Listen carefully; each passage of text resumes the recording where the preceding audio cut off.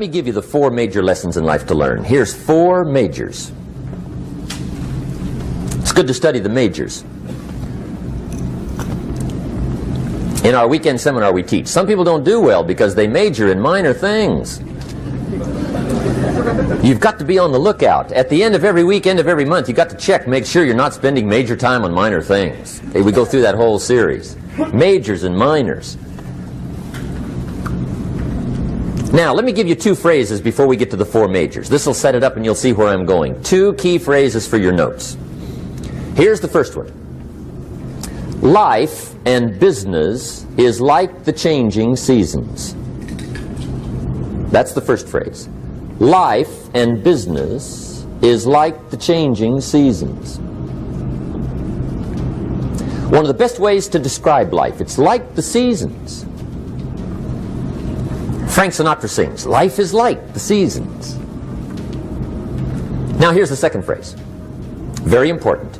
You cannot change the seasons, but you can change yourself. You can't change the seasons, but you can change yourself. And see, that's how life gets better for you. Not by chance, but by change. Now here's the 4 major lessons in life to learn. I've got my first book finished. Came out a couple of weeks ago. This is in it. The 4 major lessons in life to learn. Here they are. Number 1, learn how to handle the winters.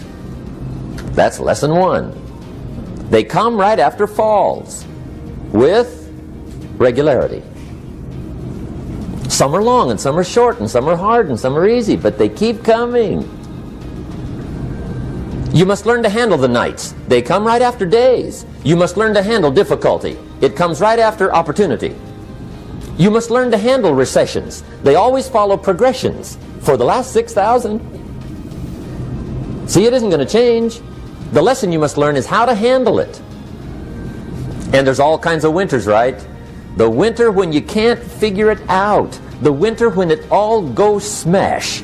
The winter when it turns belly up.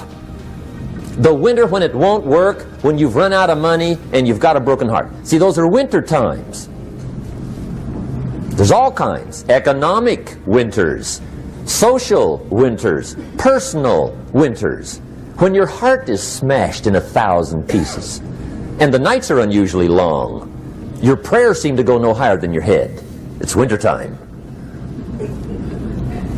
Barbra Streisand sings, "It used to be so natural to talk about forever, but used to be's don't count anymore. They just lay on the floor till we sweep them away. You don't sing me love songs, and you don't say you need me, and you don't bring me flowers anymore." A song of winter. But see, the disappointments come. Those are normal. That's part of life. But the question is, how do you handle it? How do you handle the coming winters and the disappointments and the down times? Well, you can't get rid of January by tearing it off the calendar. But here's what you can do. You can get stronger, you can get wiser, and you can get better. The winters won't change, but you can. And that's how life changes for you. See, before I understood, when it was winter, I used to wish it was summer. I didn't understand. When it was hard, I used to wish it was easy. I didn't know. And then Mr. Schoaf gave me a part of his very unique philosophy when he said, "Don't wish it was easier, wish you were better." See, that triggered my whole life change. Don't wish for less problems, wish for more skills. Don't wish for less challenge, wish for more wisdom. That's the key. So that's lesson 1, learn how to handle the winters. Here's lesson 2, learn how to take advantage of the spring. That's the second one. Spring is called opportunity. And spring follows winter. What a great place for it. If you were going to put it somewhere, that'd be the place to put it, right after winter. And pray tell, how often does spring follow winter? Every year with regularity, 6,000. You can almost count on it. See, opportunity always comes. Days follow nights. Isn't that terrific? Opportunity follows difficulty. But here's what you must learn to do. Underline these two words in that key phrase. Take advantage. Underline those two. You must learn to take advantage of the spring. See, just because spring rolls around is no sign you're going to look good come fall. You got to do something with it.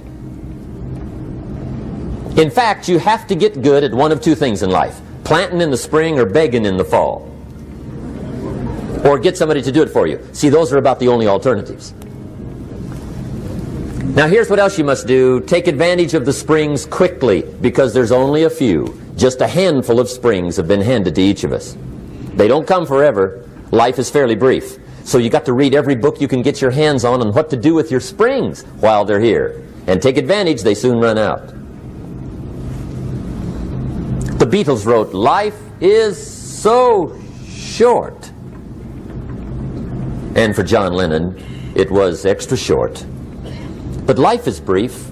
Elton John sings, "She lived her life like a candle in the wind." It's brief. So whatever you're going to do with your life, you got to get at it. Don't just let the springs pass. Here's the third major lesson in life to learn. Learn how to protect your crops all summer. You got to take care of what you start. Sure enough, as soon as you've planted your garden in the spring, the busy bugs and the noxious weeds are out to take it. And here's the next bit of truth. They will take it unless you prevent it. And that's the third major skill to learn. You've got to learn to prevent the intruder from taking all the good you start. It's one of the challenges. Here's two key phrases under number 3. First one, all good will be attacked. On this planet. Maybe not the next one we get to, but on this one, all good will be attacked. Every garden will be invaded. Not to think so is naive. And here's the second phrase. All values must be defended. Political values, social values, community values, family values, marriage values, friendship values, business values. Every garden must be tended all summer. Third major lesson. Now here's number 4. Fourth major lesson in life to learn.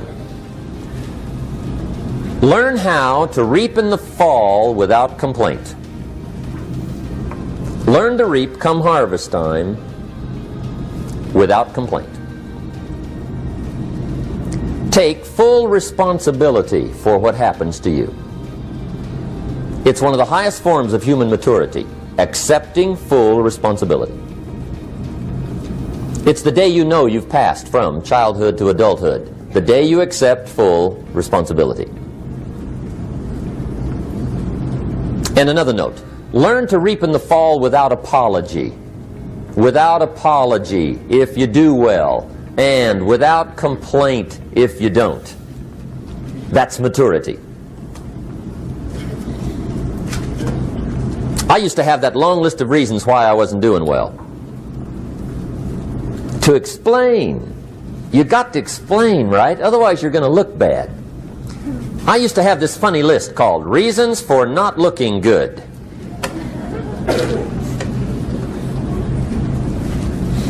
I used to blame the government. I mean, you can believe that or not. It was at the top of my list. I had a lecture second to none. The government. That was on my list. I used to blame taxes. Look what you got left after they take everything. And they expect you to do well. That was on my list there. Prices, that one's easy, right? You walk into the supermarket with $20, come out with a little half bag. So I had that on my list. I used to blame the weather. I blamed the traffic. I used to blame my car. I blamed the manufacturers. I used to blame the company. I blamed company policy. I used to blame the training program. I blame my negative relatives. They were always putting me down.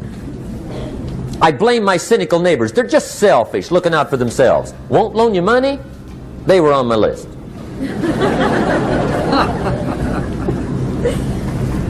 I used to blame the economy. I blamed the community. That's a pretty good list for not doing well, isn't it? I thought it was good. I'll never forget one day, Mr. Schoaf was very kind, but he was also very blunt. And this was no exception. And I'm glad he was blunt. There's a lot of things I'd have missed if he hadn't have been blunt. One day, with sort of a curious look on his face, he said, "Jim, just out of curiosity, tell me, how come you haven't done well up until now?" Excellent question. I thought, well, so I won't look too bad, I'll go through my list. And this list I just gave you, I put that on him. And he was very patient. He let me go through the whole thing, the government, the weather. I went through this whole thing. When I finished, he looked my list over very carefully. He said, "Mr. Rohn, big problem with your list. You ain't on it." How brilliant.